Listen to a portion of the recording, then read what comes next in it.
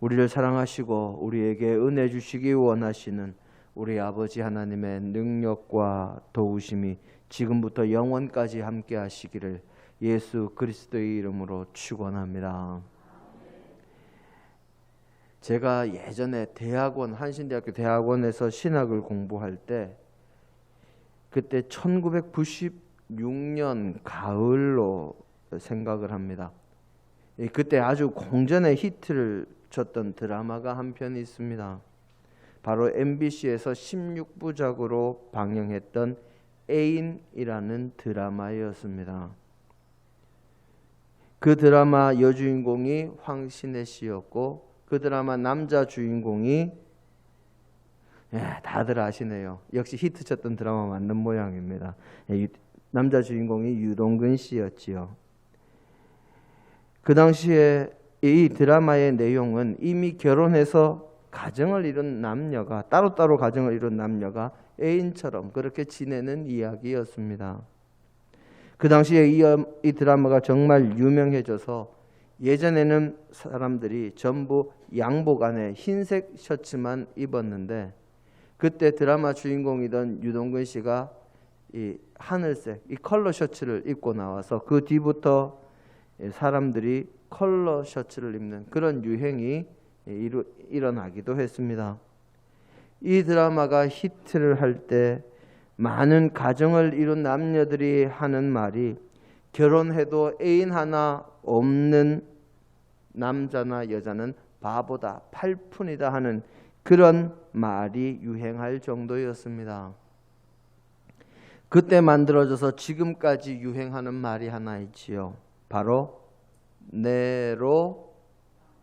내로남불입니다. 다들 너무 잘 아셔서 제가 아주 편하게 설교를 합니다. 내로남불. 내가 하면 로맨스고 남이 하면 불륜이다 하는 말이지요. 그런데 결혼을 해서 가정을 이룬 사람이 마음으로라도 다른 사람과 함께 하고 있으면 그것이 불륜이지 어떻게 로맨스가 되겠습니까? 그리고 부부는 일심동체인데 내 남편에게 내 아내에게 그렇게 애인이 있다면 로맨스라고 용납이 되겠습니까? 이것도 내로남불. 아무리 부부라도 다른 사람이니 내가 하면 몰라도 당신이 하면 불륜이라고 그렇게 이야기를 하겠습니까? 이 내로남불이라는 말 자세히 살펴보면 참 재밌는 말입니다. 이 말의 뜻을 잘 살펴보면 나에게는 참으로 관대한 기준을 적용하고 다른 사람에게는 남에게는 엄격한 잣대와 기준을 들이대는 말입니다. 요즘도 남에게는 엄격하고 자신에게는 관대한 일을 볼 때 내로남불이라고 그렇게들 이야기들을 하고 그리고 정치권에서는 거의 하루가 멀다 하고 서로가 서로에게 손가락질하며 내로남불이다 하고 그렇게 목소리를 높이고 있습니다. 이 모두가 태초에 타락한 이후에 사람들이 기본적으로 자신에게는 관대하고 다른 사람에게는 엄격한 기준을 가지고 있기 때문에 비롯한 일입니다. 타락한 이후에 아담과 하와가 보였던 모습을 보아도 선악과를 먹은 자신들의 잘못은 변명하고 뒤로 감추면서 아내가 주어서 먹었다. 또 뱀이 꾀물어 먹었다 하면서 자신의 잘못은 감추고 다른 존재의 잘못으로 핑계를 대고 있는 모습을 볼 수가 있습니다.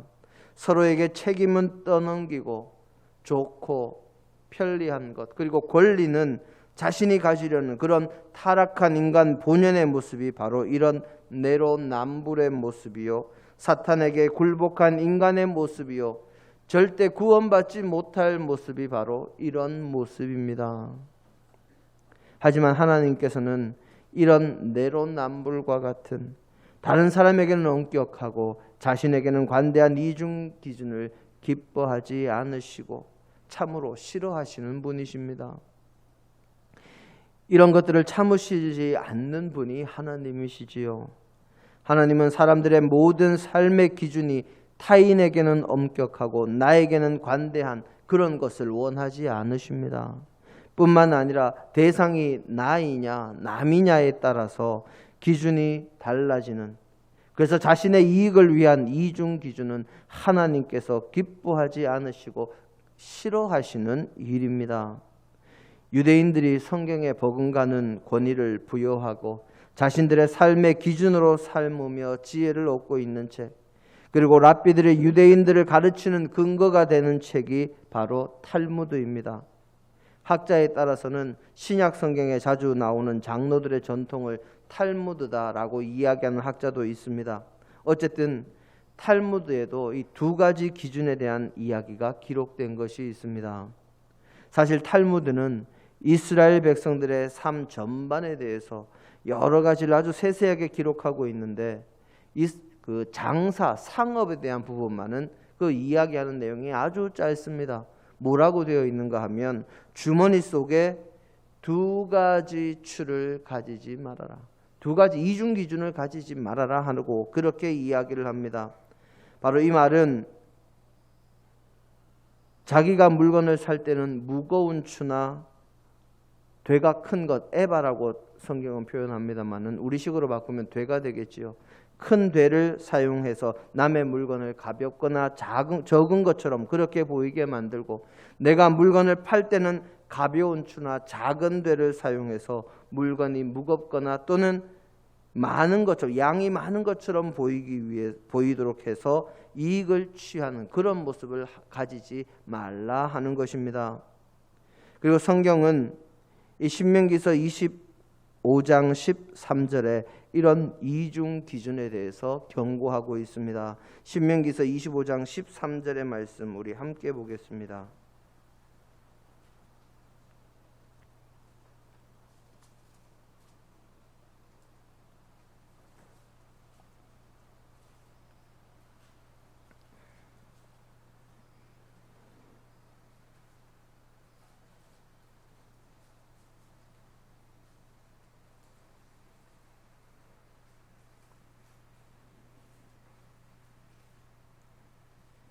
우리 13절부터 15절까지 함께 보겠습니다. 너는 내 주머니에 두 종류의 저울추 곧 큰 것과 작은 것을 넣지 말 것이며 내 집에 두 종류의 돼 곧 큰 것과 작은 것을 두지 말 것이요 오직 온전하고 공정한 저울추를 두며 온전하고 공정한 되를 둘 것이라.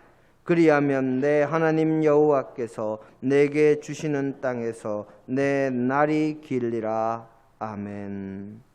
공정한 추와 공정한 되를 두는 자는 하나님께서 이스라엘 백성에게 주시는 그 가나안 땅에서 너의 날이 길리라, 장수하리라 이 축복하고 있지만, 그 뒤에 16절 말씀을 한번 또 읽어보겠습니다. 함께 봅니다. 이런 일들을 행하는 모든 자, 악을 행하는 모든 자는 내 하나님 여호와께 가증하니라. 아멘. 성경은 이런 두 가지 기준, 남에게는 엄격하고 자신에게는 관대한 이런 기준을 가진 사람은 가증한 사람이다 라고 이야기를 합니다. 그리고 하나님 앞에 바르게 서지 못한 자라고 이야기하며 그들에게 임할 심판에 대해서도 이야기를 하고 있습니다. 우리 바로 미가서 8장 13절에 기록이 되어 있습니다. 구약 성경 미가서 6장 13절의 말씀입니다.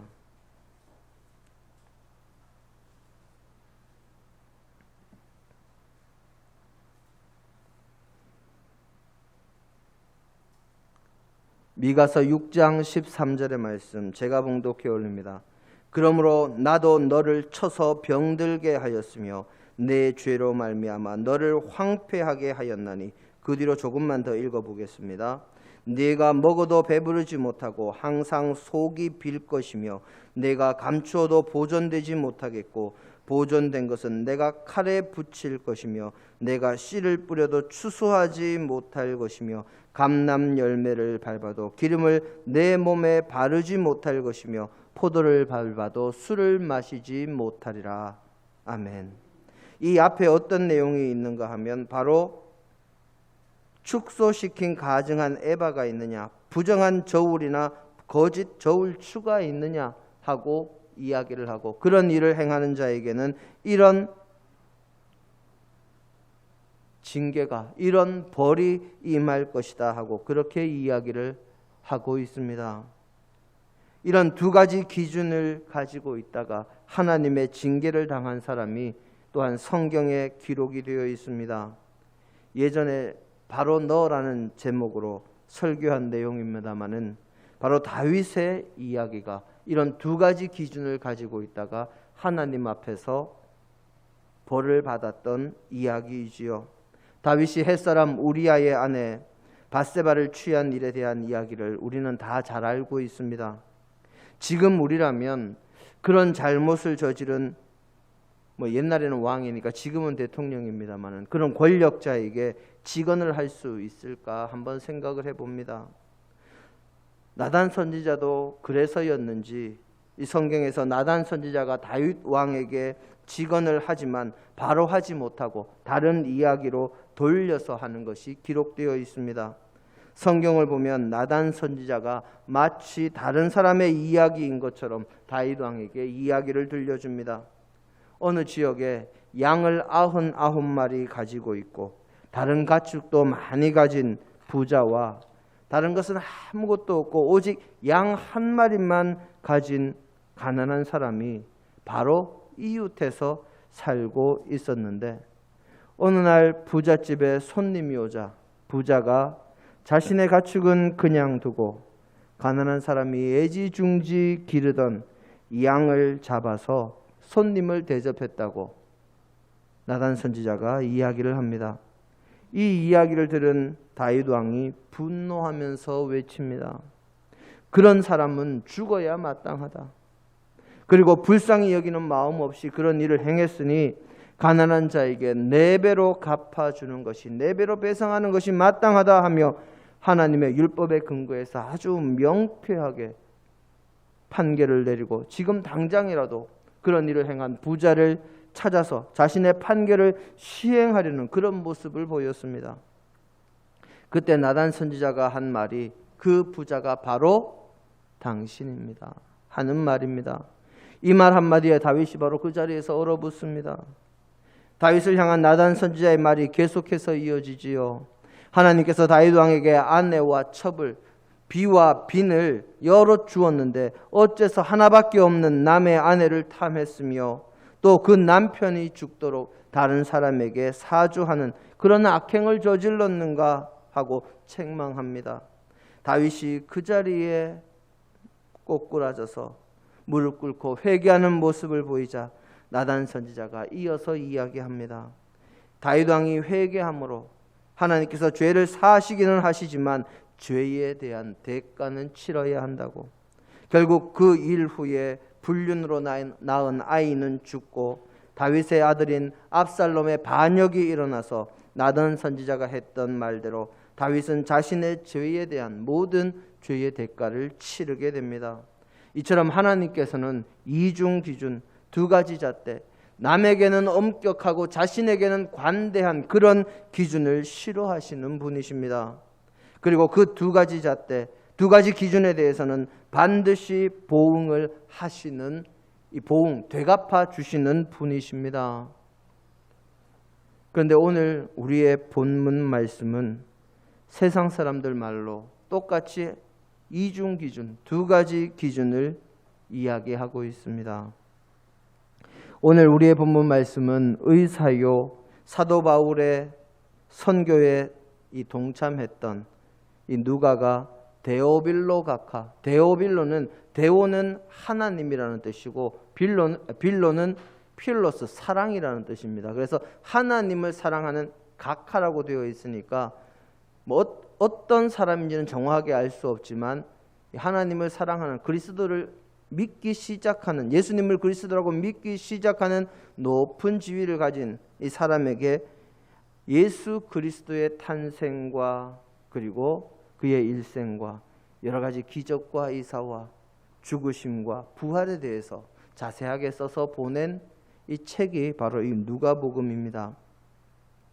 그 가운데 예수 그리스도께서 예루살렘을 향해 이제 십자가 사역을 위해서 예루살렘을 향해 나아가실 때 많은 무리가 주님과 함께하고, 특별히 세상 사람들이 세리라고 손가락질하고 죄인이라고 손가락질하는 사람들이 주님 앞에 많이 모여든 것을 보고 바리새인들과 서기관들이 저 사람이 죄인과 또 세리와 함께한다 하고 수군거릴 때 그들을 향해서 비유를 말씀하시면서 하나님 나라에 들어갈 자가 어떤 사람인지를 가르쳐 주시고, 그리고 제자들에게 하신 말씀이 바로 오늘 우리의 본문 말씀입니다. 오늘 우리의 본문에서 주님께서는 제자들에게 말씀하시기를 아주 정확하게 두 가지 기준을 제시하고 계십니다. 그 하나가 다른 사람을 실족하게 하는 것이 없을 수는 없는데 그렇게 하는 자는 화가 있으며 차라리 연자맷돌을 목에 메고 바다에 던져지는 것이 낫다 하는 것이요, 다른 하나는 형제의 죄에 대한 말씀으로 형제가 죄를 범하면 경고하되 회개하면 용서하라, 하루에 7번이라도 용서하라 하는 말씀입니다. 오늘 우리의 본문 말씀과 같은 내용을 이야기하고 있는 마태복음이나 마가복음의 말씀을 보면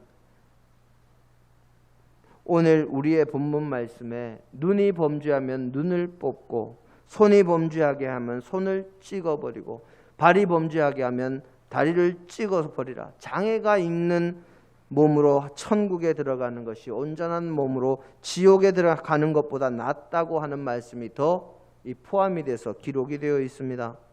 참으로 정말 아주 엄격하게 죄에 대한 기준을 적용하라는 말씀이요, 남을 실족하게 하지 않도록 주의하라는 말씀입니다. 오늘 우리의 본문 말씀을 잠깐만 한번 펼쳐 주시기를 바랍니다.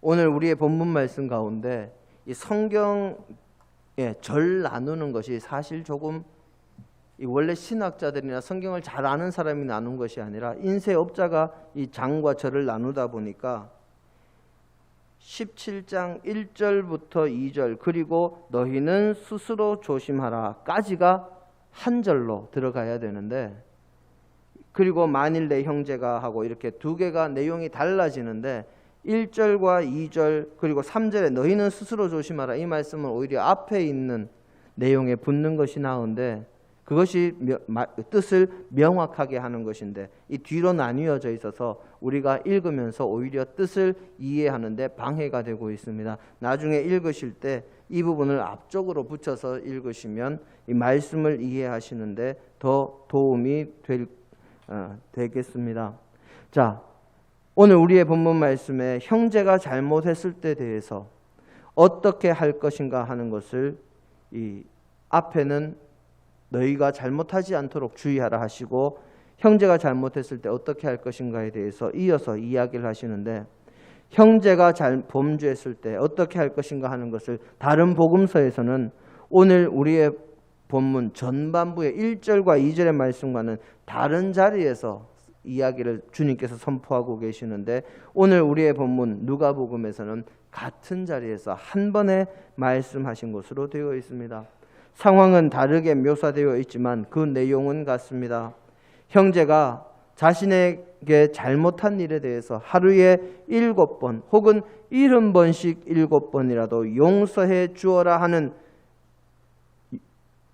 회개하면 무조건적으로 횟수에 상관없이 용서해 주라 하는 말씀입니다. 유대인들의 관습에서 7이라는 숫자는 우리가 10, 100, 1000 하듯이 채워지는 숫자, 가득 찼다는 의미를 가지는 숫자이기에 7번이라고 되어 있지만 횟수에 상관없이 여러 번이라는 뜻을 가지는 말입니다. 그러니 70번씩 7번이라면 무제한적으로, 거의 무제한적으로 용서하라 하시는 말씀이지요. 그러면 우리가 앞에서 살펴봤던 구약의 말씀과 예수님의 말씀이 다른 것인가? 구약의 말씀은 분명히 두 가지 추를 가지지 말아라, 두 가지 기준을 가지지 말아라 했는데 예수님께서는 자신의 죄에 대해서는 엄격하라 하시고 다른 사람의 죄에 대해서는 너그러워져라 하고 두 가지 기준을 말씀하고 계십니다. 하나님과 예수님은 삼위일체요 동등본체이신 분입니다. 서로 다른 말씀을 하시는 것이 아닙니다. 하나님께서는 나에게 관대하고 남에게 엄격한 것, 나의 이익을 위해서 기준을 가증스럽게 적용하는 것을 미워하시는 것이고, 주님의 말씀은 그 반대의 상황을 권면하시는, 권장하시는 말씀입니다. 바로 남에게는 오히려 관대해지고 자신에게는 엄격해지라는 말씀을 하시는 것이지요. 그리고 우리가 아모스서 7장 8절의 말씀을 보면 다림줄의 이야기가 나옵니다. 다림줄. 이 다림줄은 건물을 지을 때 벽이나 기둥을 세우는 이 기준이 되는 줄입니다. 수직을 잘 맞추기 위해서 사용하는 도구지요. 이 다림줄이라는 것이 별다른 것이 아닙니다. 길다란 줄 끝에 납덩어리 또는 쇠로 된 무거운 추를 하나 달아 놓은 겁니다. 높은 데다가 이 추 하나 딱 달아 놓고 있으면 그 줄이 삐뚤게 내려질까요? 똑바로 내려갈까요? 똑바로 내려갑니다. 그러면 그 줄에 맞추어서 벽돌이나 또는 블록 같은 것을 쌓아 올리면 건물이 제대로 수직이 맞게 정확하게 올라가지요. 건축하는 분들의 이야기를 들어보면 규격 벽돌을 정확하게 쌓는다고 해서 그것이 수직으로 정확하게 쌓아지지는 않는다고 합니다. 쌓으면서 계속해서 이 조절을 해야 똑바로 쌓아진다고 합니다. 그래서 그것을 맞추기 위한 것이 이 다림줄인데, 구약시대의 아모스 선지자가 북이스라엘의 최전성기인 여로보암 2세 때 예언 활동을 하면서 이스라엘 백성들, 하나님의 선민은 바로 이 하나님의 말씀, 하나님의 뜻에서 조금도 벗어나서는 안 된다. 하나님께서 기뻐하시는 자는 하나님의 뜻에서 벗어나지 않는 올바른 기준에 정확하게 서야 한다. 그렇지 않으면 이 다림줄에서 벗어나는 기둥이나 벽을 가진 건물은 쉽게 무너질 수밖에 없듯이 믿음의 사람은 언제나 하나님의 말씀 위에 똑바로 그리고 엄격한 기준으로 자신을 돌아보고 그 기준에서 벗어나지 않는, 모자라지도 지나치지도 않는 정확한 사람들이 되어야 한다 하고 주님께서 주시는 말씀을 그대로 이스라엘 백성들에게 전합니다. 하나님께서는 하나님의 뜻을 세우라고, 하나님의 뜻을 따르는 반듯한 나라를 세우라고 가나안 땅을 이스라엘 백성들에게 주셨는데, 이 이스라엘의 지도층들은 그때 당시에 나라가 번성하기 시작하니 자신들은 여름 별장과 겨울 별장을 따로 두고 구하기 힘든 상아로 만든 침대와 상아로 만든 여러 가지 가구들 또는 물건들을 비치하고 그것을 자랑하기 위해서 사람들과 날마다 잔치하면서 가난한 사람, 그때 당시에 여러 가지 문제로 인해서 기근과 전쟁과 또 여러 가지 어려움들로 인해서 고통당하고 있는 사람들을 외면하고 오히려 그들을 착취하는 그런 모습을 보면서 하나님께서 이 다림줄, 다른 사람을 불쌍히 여기지 않는, 긍휼히 여기지 않는 자를 심판하겠다 하는 말씀을 주신 것이지요. 이처럼 하나님께서는 이스라엘 백성, 하나님의 선민은 바른 길, 선한 길, 하나님께서 기뻐하시는 길로 나아가야 함을 말씀하시면서도 이방인들에게는 같은 기준을 제시하지는 않으십니다. 그들은 하나님의 백성들이 바르게 사는 모습을 보고 바른 길로 따라오던가 아니면 잘못된 길에서 그렇게 살다가 지옥으로 가든가 할 운명입니다. 하지만 하나님의 백성은 하나님의 뜻대로 살면서 다른 이들에게 모범을 보이며 바른 길이 무엇인지 세상에 빛을 비추어 모든 이들이 바른 길, 빛으로 나아올 수 있도록 하는 도구가 되어야 하는 사람들입니다. 그래서 오히려 더 엄격한 기준을 적용해야 하는 것이지요. 레위기서 19장 2절은 이렇게 이야기합니다. 내가 거룩하니 너희도 거룩하라고. 이 거룩이 무엇입니까? 구별되었다는 뜻입니다. 하나님께서는 거룩하신 분이라 죄와는 완전히 구별되신 분이니 우리도 거룩하지 않으면, 죄와는 완전히 구별되지 않으면 안 된다는 것입니다. 죄와 구별되신 분이 죄와 구별되지 않고 죄와 함께하며 살아가고 있는 사람들과 어떻게 함께 하실 수 있겠습니까?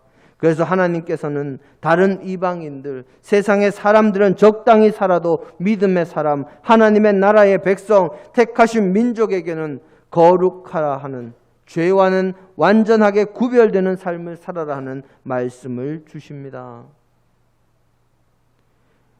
믿음의 사람들이 그렇게 살아갈 때 믿음의 사람들의 모범과 믿음의 사람들이 삶으로 비치는 빛으로 인해서 이방인도 구원할 수 있기 때문이지요. 세상 사람들은 자신의 이익을 위해서, 자신의 잘못을 합리화하기 위해서 두 가지 기준을 가지지만 하나님께서는 믿음의 백성들에게 남을 용서하고 자신은 바른 길을 가도록 하기 위해서 두 가지 기준, 남에게는 관대하고 자신에게는 엄격한 기준을 가지라고 말씀하시는 분이십니다. 뿐만 아니라 하나님께서는 나의 이익을 위해, 나의 죄를 합리화하기 위해 이중 기준을 가지는 것에 대해서는 가증스럽게 여기시고 심판하시는 분이십니다. 예전에 제가 TV를 보는데 TV에 아이유라는 가수, 우리 성도님들 혹시 기억을 하시는지 모르겠습니다. 아이유라는 가수가 차를 운전을 해서 가는데 그 옆에 그 가수의 아버지가 타고 있습니다. 두 사람이 운전해 가면서 이런저런 대화를 하는데 이 아이유라는 가수가 운전 면허를 딴 지가 한 달 조금 넘는다고 그럽니다. 그러면서 운전해 가면서 하는 이야기가, 운전을 하기 시작하니까 왜 이렇게 도로에 자기를 화나게 하는 사람들이 많은지 모르겠다고 그렇게 이야기를 합니다. 그랬더니 그 아빠가 옆에서 하는 말씀이, 네가 화나는 것보다 다른 사람들이 너 때문에 화나는 일이 더 많을 거다. 대부분의 사람들은 운전해 가면서 자신은 운전을 바르게 하고 잘하고 법규대로 한다고 생각을 합니다. 그러면서 자신에게 방해가 되거나 자신이 보기에 좀 잘못되었다 싶은 사람들에게 늘 화를 내고 손가락질하고 다른 사람들이 잘못되었다 심판하면서 거리에 도로 위에 재판관이 되어서 운전을 합니다. 그런데 실제로는 그것이 아니라 다른 사람도 나를 똑같이 그렇게 보고 있다는 것이지요. 오히려 이 운전을 할 때 대부분의 사람들은 나는 잘한다, 남은 못한다 하고 생각하지만 주님께서는 그것이 아니라 나는 못하고 남은 잘한다 생각하고 오히려 나 스스로에게 더욱 엄격한 기준을 적용하라 말씀하십니다. 사랑하는 성도 여러분, 하나님께서는 우리가 자복하고 주님 앞으로 돌아와 회개했을 때 엄격한 기준으로 너의 잘못이 무엇인지 알아보자 하고 하지 않으시고 너그럽게 하나님의 은혜로 용서해 주셨습니다. 하나님께서 우리의 죄를 논하실 때 누가 하나님 앞에 설 수 있겠습니까? 하나님께서는 회개하는 자에게는 너그러우신 분입니다. 바로 그처럼 우리도 우리의 형제, 우리의 이웃들에게 너그러운 사람이 되되 자신에게는 엄격한 사람이 되어서 죄의 유혹에 넘어지지 않는 거룩하신 하나님의 자녀가 되어야 합니다. 하나님께서 가증스럽게 여기시는 남에게는 엄격하고 나에게는 관대한 두 가지 기준이 아니라 언제나 형제를 용서하며 자신은 엄격하게 돌아볼 줄 아는 하나님께서 기뻐하시는 두 가지 기준을 가지고 살아가는 저와 여러분이 되시기를 주님의 이름으로 축원합니다. 함께 기도하십니다. 아버지 하나님, 우리를 사랑하셔서 우리에게 구원의 길을 열어주심을 감사를 드립니다. 아버지여, 우리가 세상을 살아갈 때 남에게는 엄격하고 나에게는 관대한 이중의 기준을 가지고 살아가지는 않는지 돌아보게 하시고 오늘 주님께서 말씀하신 그 말씀처럼 그 반대로 오히려 나에게는 엄격하고 남에게는 관대한 믿음의 자녀가 되게 하옵소서. 그리하여 우리의 선한 행실과 우리의 올바른 삶으로 세상 모든 이들에게 빛을 비추어 그들이 바른 길로 돌아올 수 있도록 주님의 귀한 도구가 되는 믿음의 자녀들이 되게 하옵소서. 예수님 이름으로 기도드립니다. 아멘.